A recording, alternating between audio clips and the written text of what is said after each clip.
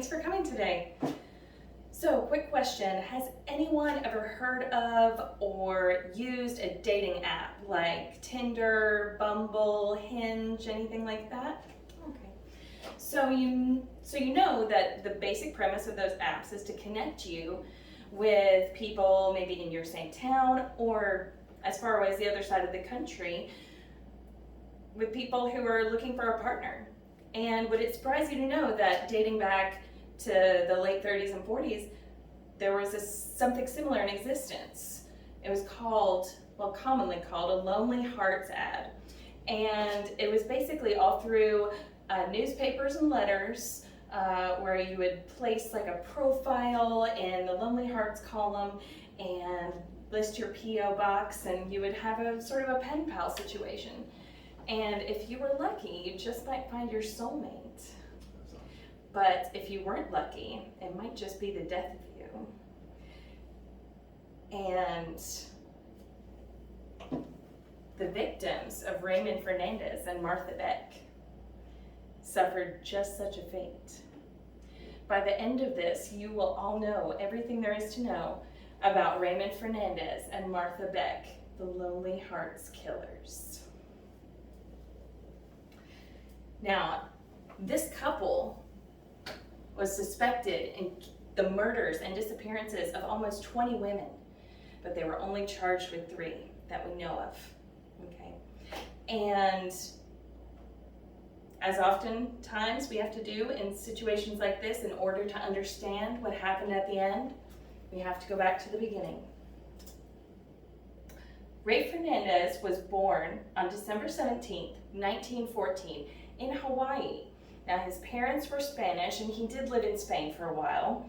He even served in the Merchant Marines in Spain and for a short time in the British intelligence during World War II. Now, he didn't seem to participate in any criminal activity until one day he was headed for the United States on a boat, and a steel hatch fell on his head, fracturing his skull and injuring his frontal lobe. Now, the frontal lobe is the center for impulse control and personality.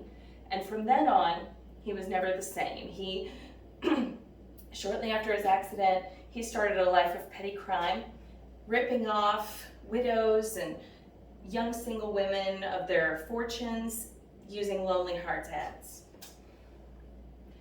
Now, Martha Beck is a very sad story. She was born under the name Martha Jules Seabrook on May 6, 1920, in Florida.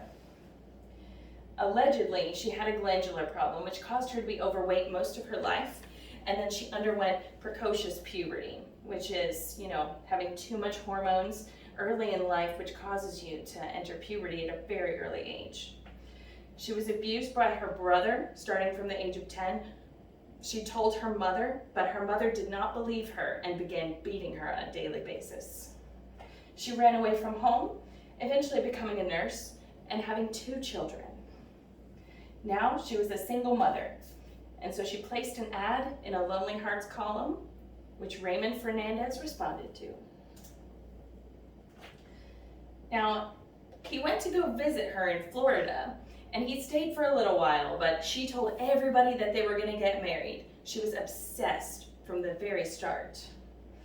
Now, she was fired from her job, packed her bags, dropped her children off at the Salvation Army, and abandoned them essentially, and showed up in New York at Ray Fernandez's, doorstep.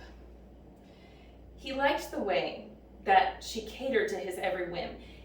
He enjoyed the way that she was obsessed with him and would do anything he said. And so he confessed his criminal enterprise to her, and she began helping him by posing as his sister. Now, as I said before, Raymond Fernandez and Martha Beck have 3 known victims. Janet Faye was 66 years old, responded to a Lonely Hearts ad. And, one day they went and visited her.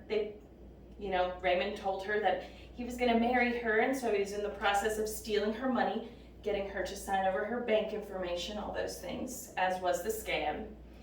And eventually, Martha caught them in an intimate moment and bludgeoned her to death with a hammer.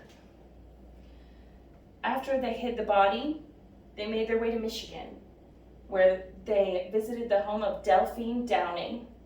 She was a widow. Her husband had died in the war, and she was 28 years old with a 2-year-old daughter named Raynell.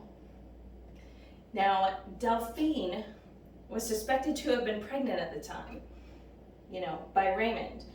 And we don't know exactly what happened, what led to this, but Raymond ended up shooting her after she was drugged by Martha. They tried to, play house with the child, but eventually Martha grew tired of her crying and drowned her in a basin of water. They then buried the bodies in the basement of the home and stayed there for several weeks. Now, suspicious neighbors reported the disappearance of the Downings, and that caused police to arrive at the home and capture them both on March 1st, 1949. Now, as I said before, they were linked to over 17 murders, but only charged with 3. And they were only convicted of 1, the murder of Janet Fay. But that was enough to get them a death sentence for the murders. Now, they were executed on the same day at Sing Sing Prison, March 8th, 1951. Now, it's tradition at Sing Sing Prison that the weakest prisoner be executed first. And surprisingly, that was Raymond. He required 3 guards to assist him in sitting down in the chair, and he remained visibly frightened throughout the entire process, only calming down when they placed the blindfold over his eyes. He had no last words. Martha, however, kept her composure the entire time.